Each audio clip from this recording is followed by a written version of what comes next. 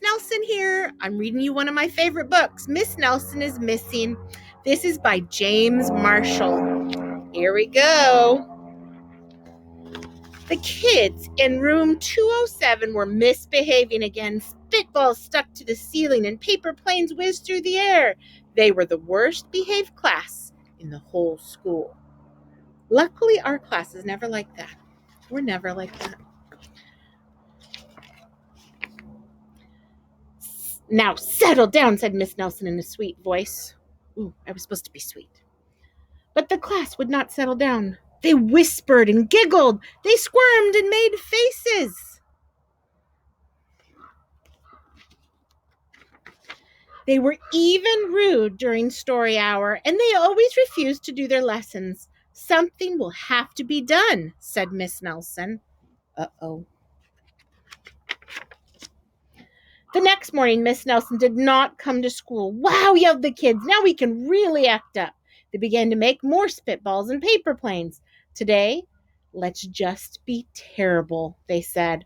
Not so fast, hissed the unpleasant voice. Uh-oh. Oh, dear. A woman in an ugly black dress stood before them. I'm your new teacher, Miss Viola Swamp. And she rapped the desk with her ruler. Where is Miss Nelson? Asked the kids. Never mind that, snapped Miss Swamp. Open those arithmetic books. Miss Nelson's kids did as they were told. They could see that Miss Swamp was a real witch. She meant business. Right away, she put them to work, and she loaded them down with homework. Lots of it.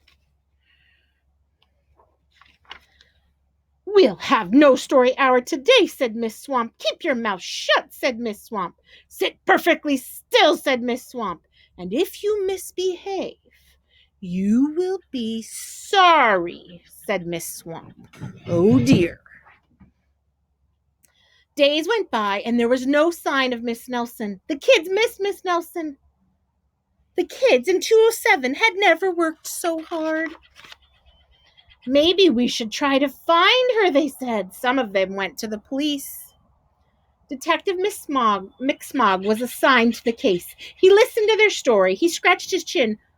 He said. I think Miss Nelson is missing. Detective Mick Smog would not be much help.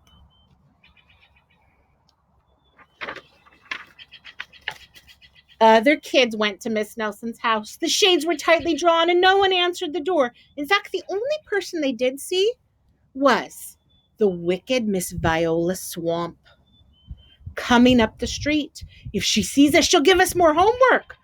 They just got away, just in time. Close, very, very close. Maybe something terrible happened to Miss Nelson. Maybe she was gobbled up by a shark, said one of the kids. But that didn't seem likely. Maybe Miss Nelson went to Mars, said another kid.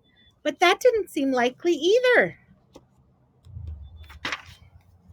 I know, exclaimed one know-it-all. Maybe Miss Nelson's car is carried off by a swarm of angry butterflies. But that was the least likely of all. The kids in room 207 became very discouraged. It seemed that Miss Nelson was never coming back, and they would be stuck with Miss Viola Swamp forever. They heard footsteps in the hall. Here comes the witch, they whispered. Hello, children, someone said in a sweet voice. Oh, it was Miss Nelson. Did you miss me? She asked. We certainly did, cried all the kids.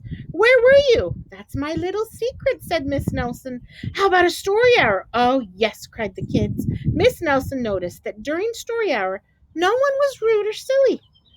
What brought about this lovely change? She asked.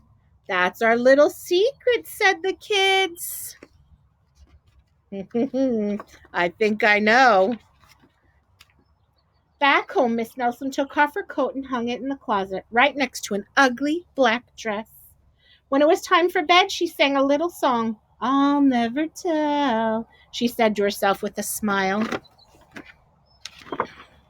P.S. Detective Miss Smog is working on a new case. He is now looking for Miss Viola Swamp. Have a great day.